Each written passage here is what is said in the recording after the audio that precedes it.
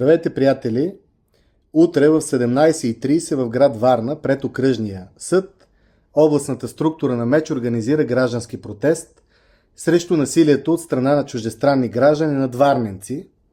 За никой от вас не е тайна, че в последните месеци ескалира напрежение за това, защото предимно украински граждани със своето поведение, къде престъпно, къде антисоциално, пречат на спокойствието на варненци и МЕЧ е единствената партия с областната си структура, която реагира по този въпрос.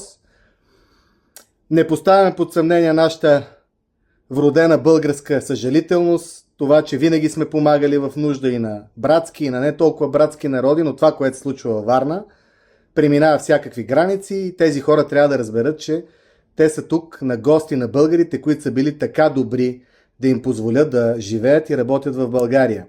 Ако не спазват нашите утвърдени правила на живот и законите в Република България, нямат място тук.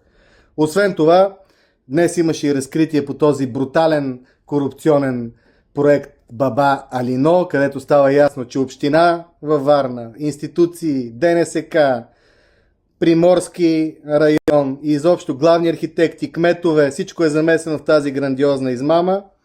Това е и протест за това, защото във Варна се издигна един град, който днес разбираме от Шишков, че няма да бъде събарен. Как няма да бъде събарен? Вие по този начин давате право на всички незаконни строежи да си търсят варианти за спасение.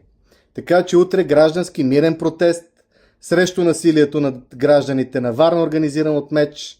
Това насилие се извършва предимно от украински граждани, които тук са на гости, а ние сме добронамерени и не трябва да злоупотребяват с нашата доброта.